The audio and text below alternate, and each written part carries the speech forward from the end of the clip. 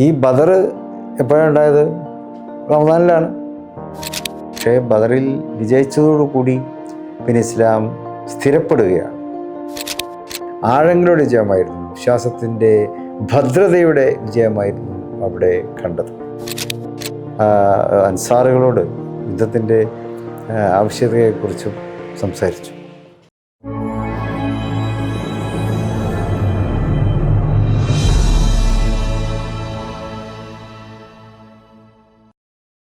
പ്രിയപ്പെട്ടവരെ, അസ്സലാമു അലൈക്കും വറഹ്മത്തുള്ളാഹി.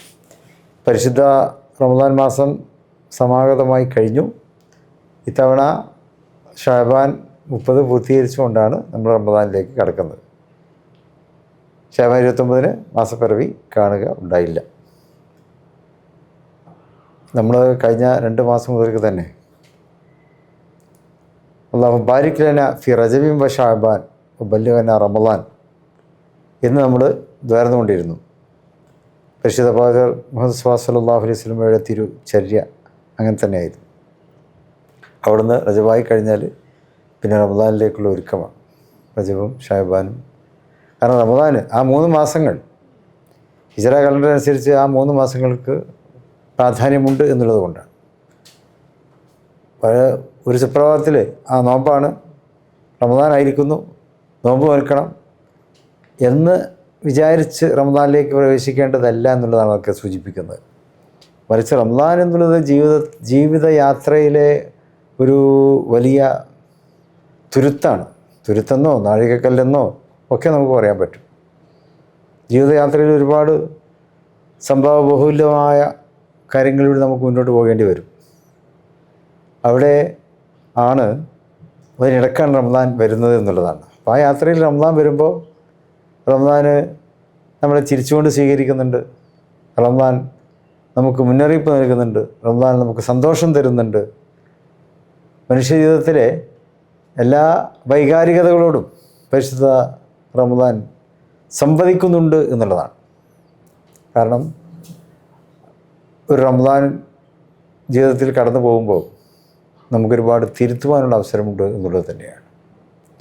തിരുത്താനും വേണ്ടാത്തത് മായ്ച്ചു കളയുവാനും, ജീവിതത്തിൽ വേണ്ടാത്തത് മായ്ച്ചു കളയുവാനും റമദാൻ നമ്മളോട് പറയുന്നുണ്ട്, നമ്മളത് ചെയ്യുന്നുമുണ്ട്. റമദാനിൽ അങ്ങനെയാണല്ലോ, പ്രത്യേകിച്ച് അങ്ങനെയാണ്. കുന്തും ഖൈറ ഉമ്മത്തിൻ ഉഖ്രിജത് ലിന്നാസ് എന്ന് റമദാനിൻ്റെ ആ സവിശേഷത റമദാൻ ഏറ്റവും ബോധ്യപ്പെടുന്ന ഒരു കാര്യമാണ്. ഉത്തമ സമൂഹത്തിൻ്റെ നിദർശനങ്ങൾ എന്തെല്ലാമാണോ അത് റമദാൻ മാസത്തിലൂടെ വിശ്വാസി കടന്നു പോകുമ്പോൾ സ്വാഭാവികമായും അവൻ്റെ ജീവിതത്തിൽ അത് ഉണ്ടാകുന്നു എന്നുള്ളതാണ്. വിശ്വാസത്തിന് നേരിയ കണിക പോലും ഉള്ള ഒരാൾ റമദാനിൽ ഹാജറാകുമ്പോൾ, റമദാനിൽ അവൻ ജീവിക്കുമ്പോൾ അവിടെ ആ മനസ്സിൽ പ്രത്യേകതകളുണ്ട് എന്നുള്ളത് തന്നെയാണ്. ആ മനസ്സ് ശരീരത്തിൻ്റെയും മനസ്സാണല്ലോ ഏറ്റവും പ്രധാനമായിട്ടുള്ള മനുഷ്യൻ്റെ ഏറ്റവും വലിയ ന്യൂക്ലിയസ് എന്നുള്ളത് മനസ്സ് തന്നെയാണ്. അപ്പോൾ ആ മനസ്സ് റമദാനോട് പ്രത്യേകമായിട്ട് പ്രതികരിക്കുന്നു. ഇത് റമദാനാണല്ലോ, നോമ്പായല്ലോ, ഇനിയിപ്പോൾ അങ്ങനെയൊന്നും നമുക്ക് ചെയ്യാൻ പറ്റില്ലല്ലോ, അപ്പോൾ അതൊന്നും പറയാൻ പറ്റില്ലല്ലോ എന്നൊക്കെയുള്ളൊരു തിരുത്തൽ മനോഭാവം റമദാൻ നമുക്ക് നൽകുന്നുണ്ട്. അത് തന്നെ വലിയ കാര്യമാണ്. പ്രത്യേകിച്ച് മുസ്ലിങ്ങളൊക്കെ തിങ്ങി പാർക്കുന്ന പ്രദേശങ്ങളിലൂടെ നമുക്ക് സഞ്ചരിക്കുമ്പോൾ നമുക്കത് ബോധ്യമാകും. അവിടെ ഇടപഴകുമ്പോൾ നമുക്ക് ബോധ്യമാകും. ഓരോരുത്തരും റമദാനിനെ തഖ്വയോടെ പെരുമാറുന്നത് നമുക്ക് ബോധ്യപ്പെടും. റമദാനിൻ്റെ ആത്മാവ് തന്നെ തഖ്വയാണല്ലോ. കുത്തിബ അലൈക്കും സിയാമ കമാ കുത്തിബ അലല്ലദീന മിൻ ഖബ്ലിക്കും ലഅല്ലക്കും തത്തഖൂൻ എന്ന് ഖുർആൻ പഠിപ്പിക്കുന്നുണ്ട്. അതുകൊണ്ടാണത് നമ്മൾ സൂക്ഷ്മത പാലിക്കുന്നതിന് വേണ്ടി വ്രതാനുഷ്ഠാനം നമ്മൾ നിർബന്ധമാകുന്നത് എപ്പോഴാണ്? ഹിജ്റ 2-ാം വർഷമാണ്. ഹിജ്റ 2-ാം വർഷത്തിൽ തന്നെയാണ് ബദറും സംഭവിക്കുന്നത്. ഈ ബദർ എപ്പോഴാണ് ഉണ്ടായത്? റമദാനിലാണ്. റമദാൻ 17-നാണല്ലോ ബദർ. അപ്പോൾ ബദർ എന്ന് പറഞ്ഞാൽ എന്താണ്? പരിശുദ്ധ ദീനുൽ ഇസ്ലാമിനെ ലോകത്ത് നിലനിർത്താനുള്ള ഒരു യുദ്ധമായിരുന്നു. ഖുറൈശികൾ ആക്രമിക്കാൻ വേണ്ടി വന്നു.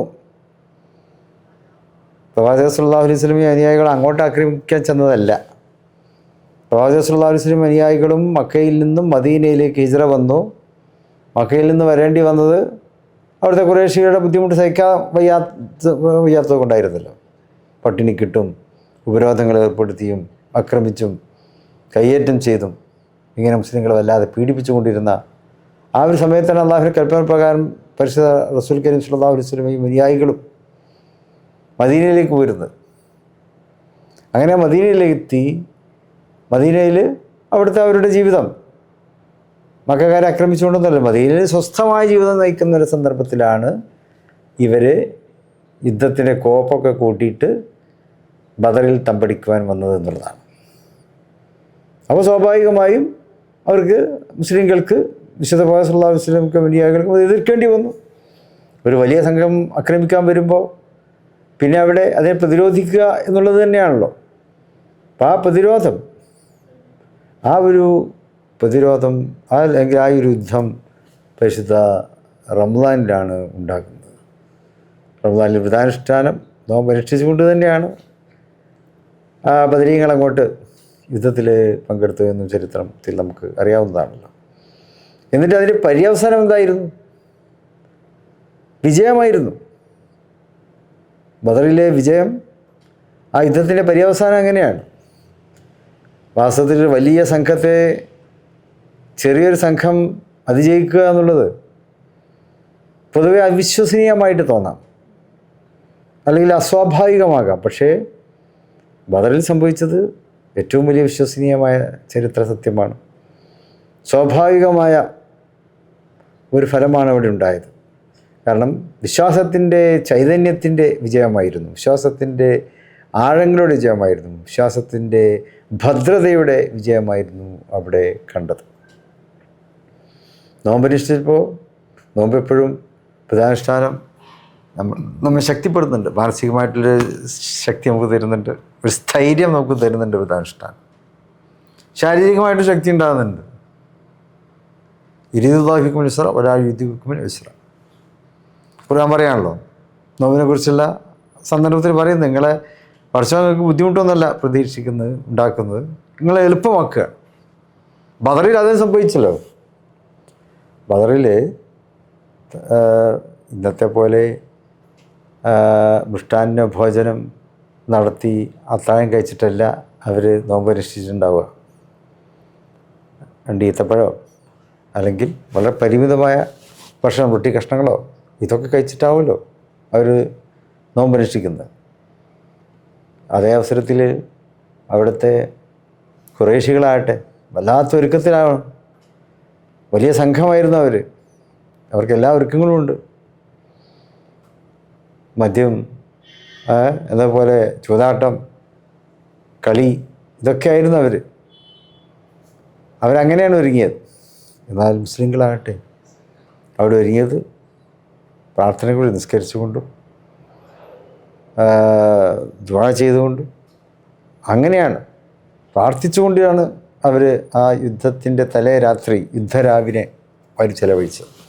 നബി കരീം സ്വല്ലല്ലാഹു അലൈഹി വസല്ലമയോടൊപ്പം അവിടുത്തെ വാക്കുകൾ കേട്ടുകൊണ്ട് അവിടുത്തെ സാന്നിധ്യത്തിൻ്റെ വിശുദ്ധി സ്വീകരിച്ചുകൊണ്ട് അവിടുത്തെ സാന്നിധ്യത്തിൻ്റെ അതൊരു ലഹരിയായി ആണ് അവർ ഉൾക്കൊണ്ടത് എന്നുള്ളതാണ് സ്വല്ലല്ലാഹു അലൈഹി വസല്ലമയുടെ തിരു സാന്നിധ്യം എന്നുള്ളത്.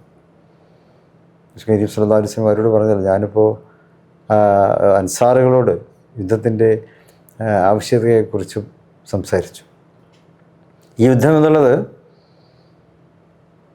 അനിവാര്യമാണ്, ഇതൊരു അനിവാര്യതയാണ്. അള്ളാഹുവിൻ്റെ മുമ്പിൽ സാഷ്ടാംഗം നമിക്കുന്ന ഒരു ജനതയുടെ സംരക്ഷണത്തിന് വേണ്ടിയാണ്, അള്ളാഹുവിൻ്റെ സുജൂദ് ചെയ്യുന്ന ഒരു സമൂഹത്തിൻ്റെ നിലനിൽപ്പിന് വേണ്ടിയിട്ടുള്ള യുദ്ധമാണിത് എന്നാണ് റസൂൽ കരീം സ്വല്ലല്ലാഹു അലൈഹി വസല്ലം അവരോട് പറഞ്ഞത്. അൻസാറുകൾ സർവാത്മന അത് സ്വീകരിച്ചു. അങ്ങ് എന്ത് പറഞ്ഞാലും ഞങ്ങൾ അതിനൊരുക്കമാണ്, കടലിൽ ചാടാൻ പറഞ്ഞാൽ പോലും ഞങ്ങളതിന് തയ്യാറാണെന്ന് പറഞ്ഞുകൊണ്ട് അൻസാറുകൾ നബി സല്ലല്ലാഹു അലൈഹി വസല്ലമയെ അംഗീകരിച്ചു.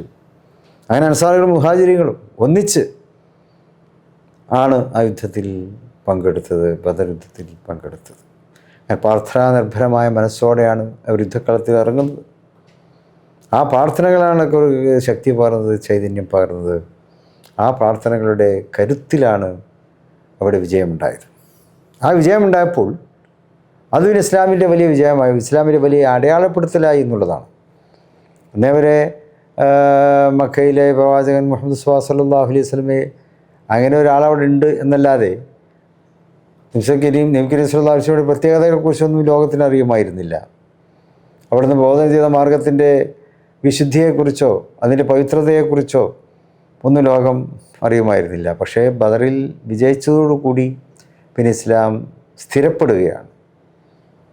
പിന്നെ ഇസ്ലാമിൻ്റെ കാലമാണ് പിന്നീടുണ്ടാകുന്നത്. ലോക ചരിത്രത്തിൽ തന്നെ അതാണല്ലോ, ഇസ്ലാമിൻ്റെ കാലമാണ്. അതൊരു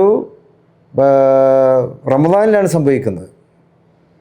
ലോകത്ത് ഇസ്ലാമിൻ്റെ കാലം പിറക്കുന്നത് ഒരു പരിശുദ്ധമായ റമദാൻ മാസത്തിലാണ്. റമദാൻ 17 അവിടെ ബദറിലെ വിജയത്തെ തുടർന്നാണ് ഇസ്ലാമിക കാലം, ഇസ്ലാമിൻ്റെ കാലം.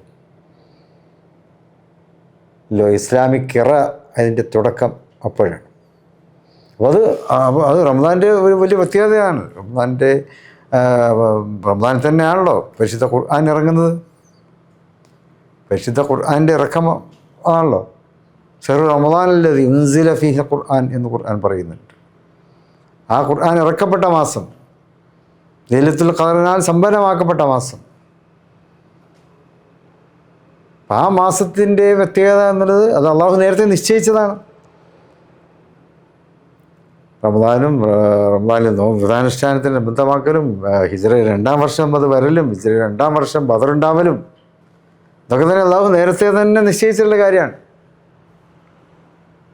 അങ്ങനെ ആ ബദറിലെ ഒരു വലിയ വിജയം അത് ഇസ്ലാമിൻ്റെ വിജയമായിരുന്നു. ലോകത്ത് അന്ന് മുതലാണ് ഇസ്ലാം ലോകത്തൊരു മതം എന്നുള്ള നിലക്ക് അറിയപ്പെടുന്നത്, ഒരു പ്രത്യയശാസ്ത്രം എന്നുള്ള നിലക്ക് അറിയപ്പെടുന്നത്. വിശുദ്ധ പ്രവാചകൻ സല്ലല്ലാഹു അലൈഹി വസല്ലം അവിടുന്ന് ഒരു നായകൻ, ഒരു നേതാവ്, ഒരു ഇമാമ് എന്നുള്ള നിലക്ക് ലോകത്ത് അറിയപ്പെടുന്നത് അതേ തുടർന്നാണ്. അപ്പോൾ അതാണ്. അപ്പോൾ റമദാൻ എന്ന് പറയുമ്പോൾ വെറും ഒരു നോമ്പനുഷ്ഠാനോ അല്ലെങ്കിൽ റമദാനിൽ നമ്മൾ വിചാരിക്കുന്നത് പോലെ ഒരുപാട് പ്രതികരണങ്ങൾ കൊണ്ട് കൂട്ടിവെച്ചൊരു മാസം, അതൊക്കെ തന്നെയാണ്. പക്ഷേ അതോടൊപ്പം ലോകത്തിനൊരു ഇസ്ലാമിക കാലം നൽകിയ പ്രത്യേകത കൂടി പരിശുദ്ധ റമദാനിനെ സംബന്ധിച്ചിടത്തോളമുണ്ട്. ആ റമദാനിൽ നമ്മൾ സാക്ഷിയാവുക, ആ റമദാനിൽ നമുക്ക് ജീവിക്കുവാൻ കഴിയുക എന്നുള്ളത് തന്നെ ജീവിതത്തിലെ ഏറ്റവും വലിയ നേട്ടമാണ്. ഇപ്പോൾ ഈ റമദാനിൽ ഞാനും നിങ്ങളൊക്കെ നമുക്ക് റമദാനിൽ ഇപ്പോൾ ഹാജരാവാൻ സാധിച്ചിരിക്കും. നമ്മൾ റജബിൽ നമ്മൾ തുടങ്ങിയ ആ പ്രാർത്ഥന ഉണ്ടല്ലോ, ആ ദുആ അള്ളാഹു സ്വീകരിച്ചു എന്നുള്ളതാണ്. റജബിലും ഷഅബാനിലും പുണ്യകരമായിട്ടുള്ള നാളുകൾ പിന്നിട്ട് റമദാനിലേക്ക് ഞങ്ങൾ ആനയിക്കണമേ എന്ന് നമ്മൾ അള്ളാഹുവിനോട് ദുആയിരുന്നു. ആ ദുആയുടെ ഫലപ്രാപ്തിയാണ് നമ്മൾ ഇപ്പോൾ റമദാനിൽ അനുഭവിക്കുന്നത്. റമദാനിൽ പൂർത്തിയാക്കുമോ എന്ന് നമുക്ക് അറിഞ്ഞുകൂടാം. അള്ളാഹു റമദാനിൻ്റെ പരിപൂർണമായ എല്ലാ ദിനങ്ങളിലും എല്ലാ കർമ്മങ്ങളും ചെയ്ത് ജീവിക്കാൻ റബ്ബ് എനിക്കും നിങ്ങൾക്കൊക്കെ തൗഫീക്ക് നൽകുമാറാകട്ടെ. അപ്പോൾ നമുക്ക് ചെയ്യാൻ, വിശ്വാസിയെ സംബന്ധിച്ചിടത്തോളം റമദാൻ ഒരു ബ്രേക്കാണ്, ജീവിതത്തിലെ ബ്രേക്കാണ്. ആ ബ്രേക്ക് തിരുത്താനുള്ള ബ്രേക്കാണ്.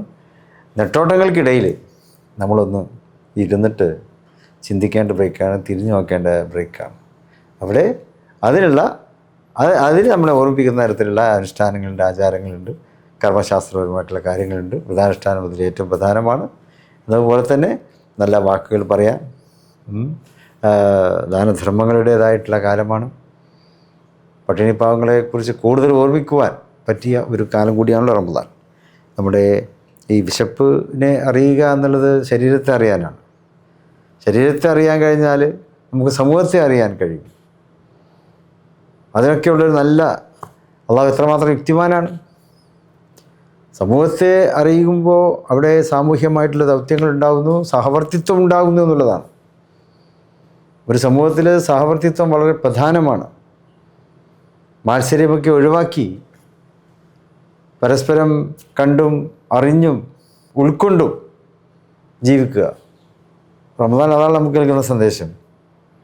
അറിഞ്ഞും ഉൾക്കൊണ്ടും ജീവിക്കാനുള്ളൊരു സന്ദേശം, ഒരു അറിവ് അല്ലെങ്കിൽ അതിൻ്റേതായിട്ടുള്ള ഒരു വൈകാരികത വ്രതാനുഷ്ഠാനം നമുക്ക് നൽകുന്നുണ്ട്. അപ്പോൾ ആ നിലക്ക് റമദാനിലെ കർമ്മങ്ങളിലൊക്കെ വളരെ നല്ല നിലക്ക് അതിൽ ഇടപെട്ടുകൊണ്ട് ഹൈറുമ്മത്തി മുഖ്യത്തിൻ്റെ തന്നെയാണ് പ്രധാനമായിട്ടുള്ളത്. ആ ഒരു തലത്തിലേക്ക്, ഉത്തമ സമൂഹത്തിൻ്റെ തലത്തിലേക്ക് നമുക്ക് അള്ളാഹു നമ്മെ കൈപിടിച്ചുയർത്തുന്നതിന് വേണ്ടി നമുക്ക് നൽകിയിട്ടുള്ള പരിശുദ്ധമായിട്ടൊരു സന്ദർഭമാണിതെന്ന് മനസ്സിലാക്കി റമദാനെ ധന്യതയോടെ ഉൾക്കൊള്ളുവാനും അതിൻ്റെ ഏറ്റവും നല്ല ഫലപ്രാപ്തിയിലേക്ക് നമുക്ക് നമ്മുടെ ശരീരത്തിന് നമ്മുടെ മനസ്സിനെ അതിലേക്ക് കൊണ്ടുപോകുവാനും ഒക്കെ നമ്മൾ പരിശ്രമിച്ചുകൊണ്ട് തന്നെ റമദാനെ ധന്യമാക്കണം എന്ന് അഭ്യർത്ഥിക്കുന്നു. എല്ലാവിധത്തിലുള്ള ആശംസകളും വിജയങ്ങളും നേരുന്നു.